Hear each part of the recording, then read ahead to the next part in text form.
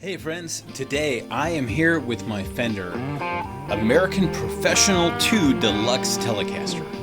It's a little bit of a mouthful to say each time, but I got through it. I want to tell you a little bit about these guitars in general and this guitar in particular in this model. I've had it, I bought it new in 2024 and it is now 2025, and I'm thinking about maybe moving on to something else. But these guitars first came out in 1972 and were only manufactured until 1981. Basically, it was Fender's attempt to kind of chase Gibson. And, there were a lot of rock players who were starting to move away from single coils, and Fender thought, oh shoot, we need something to compete with that humbucker market. And so they designed, with Seth Lover, who came from Gibson to Fender, he designed this pickup specifically for the Fender Deluxe Telecaster. It's called a wide range humbucker. Now, in the Professional Series 1, they're not exactly using the original spec wide range humbucker. We can talk about that, but it has the appearance of the wide range humbucker. And basically, these weren't really that popular, and they got discontinued in 1982, and Fender only started bringing them back in the 2000s. I think when I was a senior in high school, they started coming back with a reissue. So basically, it took a while to find its market, and now it has. And if you have an original, I think they're worth quite a bit, even though they weren't that popular at the time. So what's the deal with them? Well, the wide range humbucker is meant to give you the humbucking sound, a little higher output, obviously the quiet output, which Fender hadn't designed the noiseless pickups yet for single coil.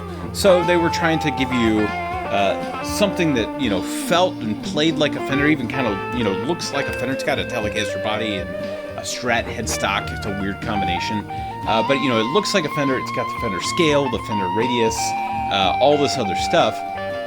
But it doesn't have those noisy single coil pickups. Instead, it has humbuckers. But when you plug this in for the first time, what you'll notice is that it's not like playing a PAF style pickup. It's not like playing a Gibson humbucker where you just want to load a ton of gain on it. It's still kind of clean and articulate and poppy like a single coil pickup, but it's not. It's a humbucker. So that's what's cool about them. The trick is finding how to use it just right. Because a lot of people who want a humbucker are still not going to be that satisfied by the wide range pickup, and a lot of people who want that true tele twang are going to find this a little less than desirable. So it's this very niche space, but I thought that I might fit into that category because I love single coil sound and I hate the hum. I tend to play in a lot of loud, places, not bars and stuff anymore, but just places with a lot of electrical interference or white noise and things like that. Even my home studio here has a lot of 60 cycle. So it's kind of nice to weed that out. Now, the American Professional 2. What's special about this one? Well, a few things. They call these the double tap humbuckers. An insanely misleading name, since it has, push-pull pots for each pickup, which you would kind of intuitively think that would mean that they are tapped humbuckers. They are not. They are simply split humbuckers. So maybe they should call them the double split humbucker. Whatever. They are very nice sounding pickups. They sound clean and punchy, and with the right gain, I have to dial in a little bit differently than I do with my other humbuckers. But with the right pedal, the right settings, it sounds fantastic. And you can really cut through the mix. I think with this, better than a lot of humbuckers, just because it's so chimey on the high end.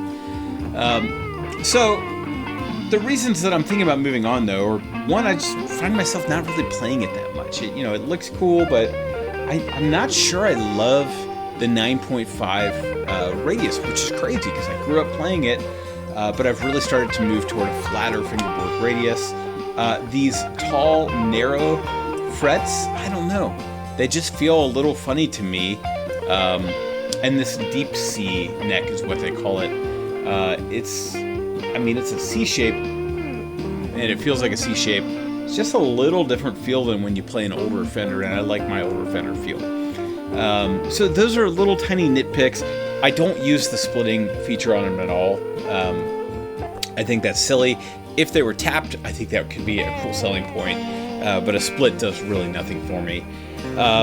So anyway, I'm going to play it, let you hear it, and I'll probably leave some comments on the screen as I go, and I would love to hear your comments in the comments section, so please type away. I love interacting with people.